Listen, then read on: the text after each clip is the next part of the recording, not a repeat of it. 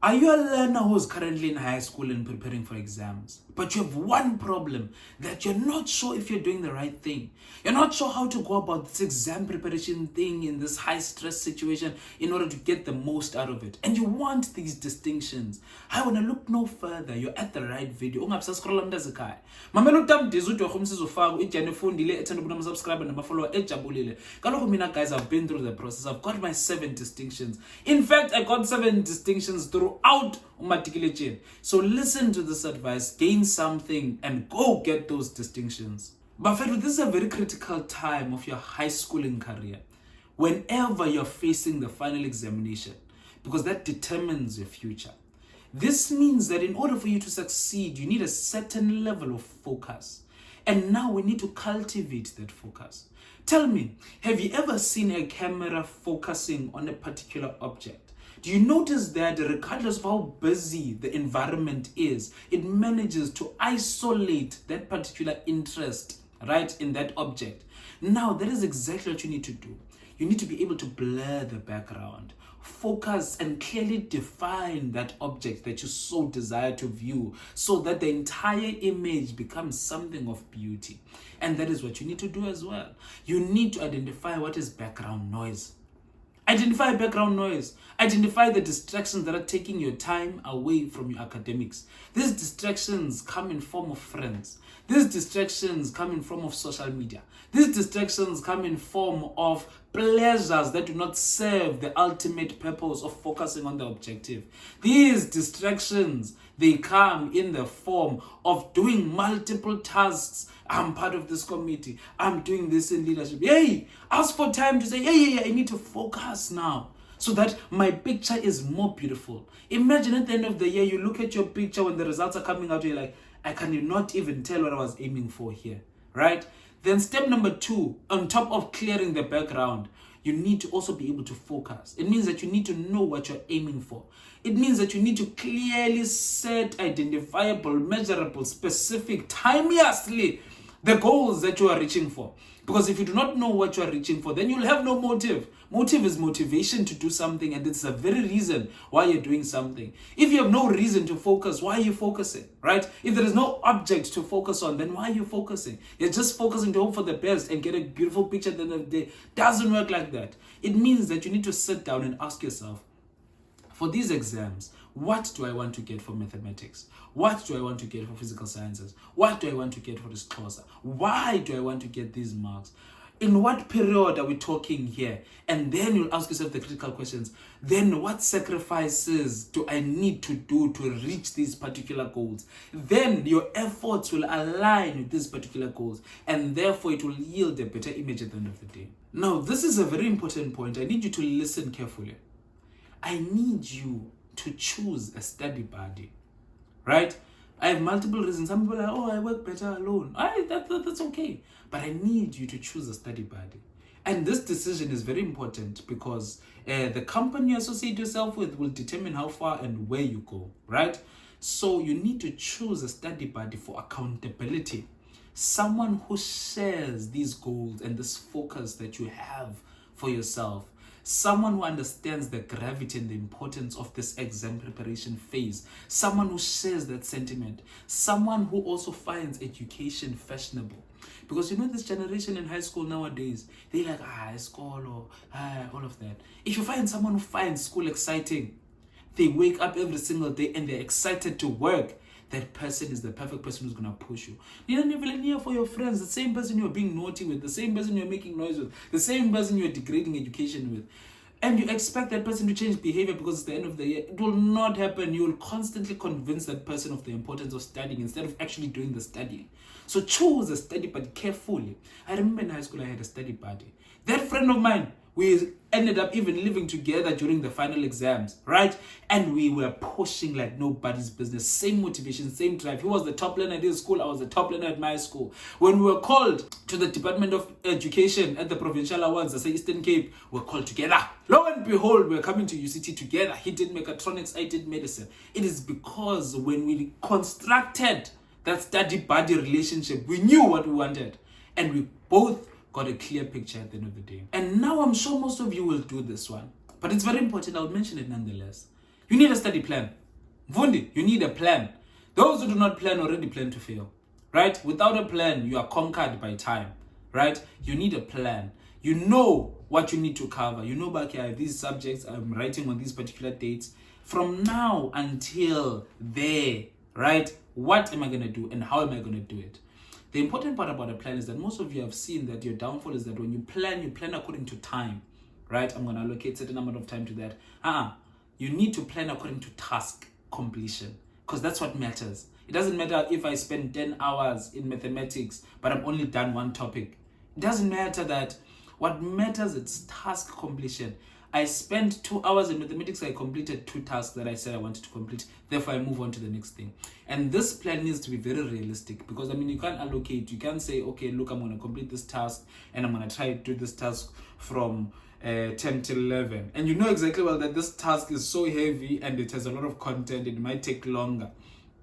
So you plan according to task completion, and this requires you to be a very, very realistic person, so that if you complete all your tasks and you still have enough time, you squeeze in a bit more tasks.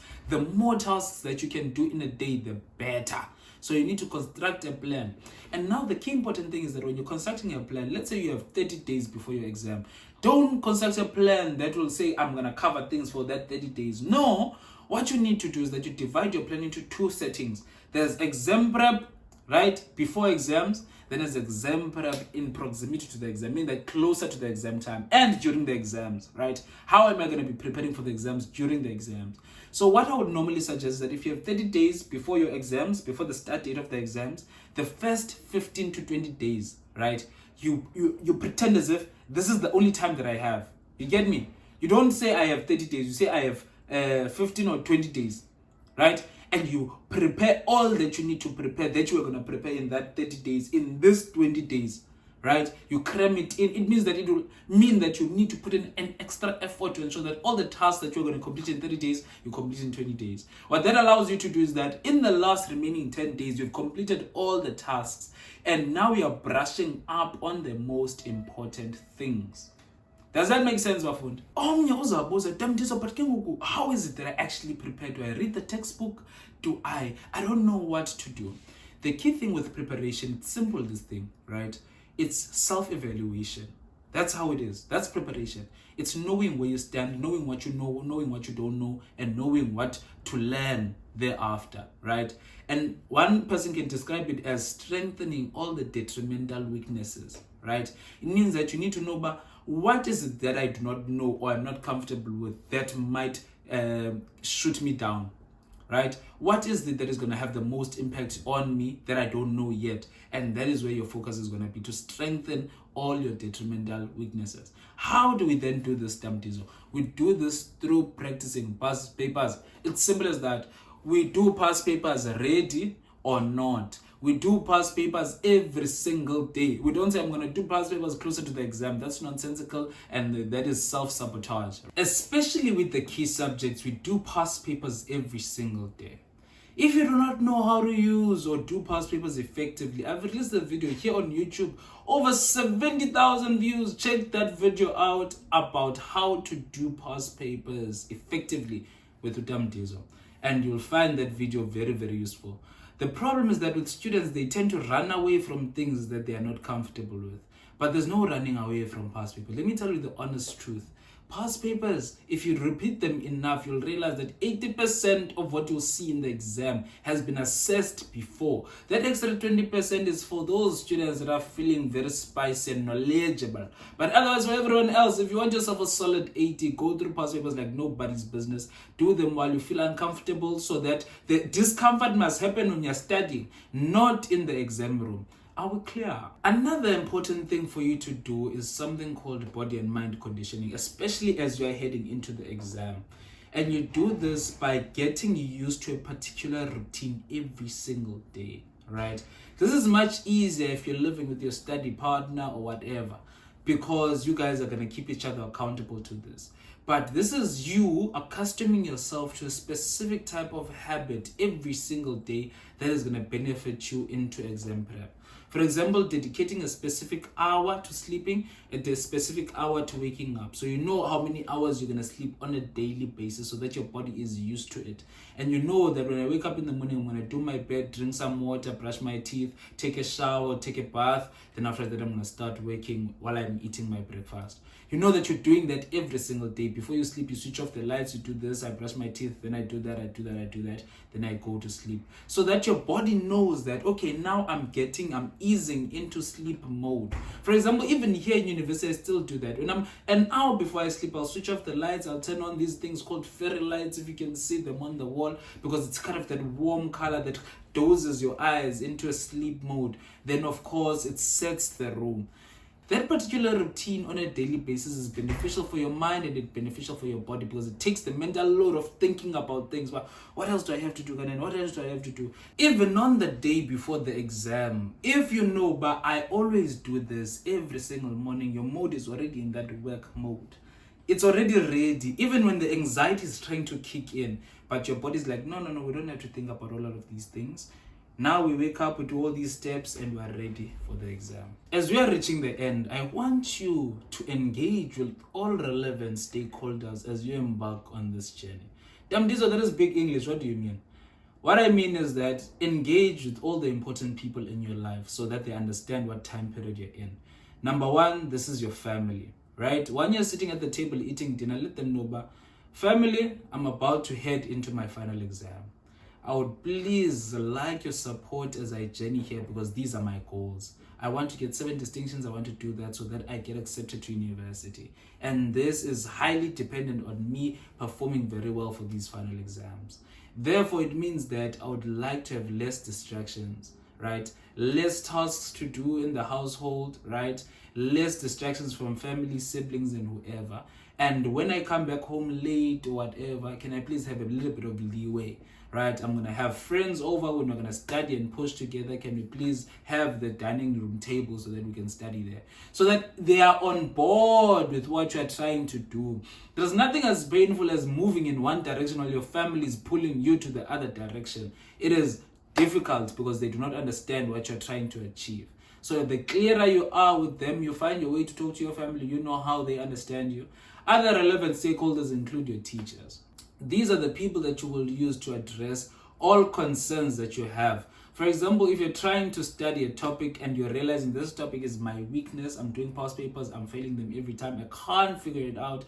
These are the kind of people that you reach out to ask for assistance, right? To ask for guidance. Okay, please explain this to me, Okanya. What do I use to understand this bit better? So that you know that that weakness that you had that was going to be detrimental to you, you convert it into a strength. Now, every time you go do a past paper, you're looking forward to that question. You're looking forward to acing it because you've learned and you've mastered and you've conquered it. And you still have time. There's no such thing as I don't have enough time. You still have time, Bafundi. So keep pushing, man. I wish you all the best, guys. Thank you so much for your support. Please don't forget to like, don't forget to subscribe, don't forget to hit the notification bell so that you're the first to know when the time this releases another video of this caliber. Must push in, but if you let's make education man fashionable, let us continue climbing that ladder, holding it there for someone else because there is enough space for all of us at the top. Make video requests down there or say Tamdizo another one, and Tamdizo will release another one. Unless you have a specific video request, then Tamdizo will release that other one. Tango!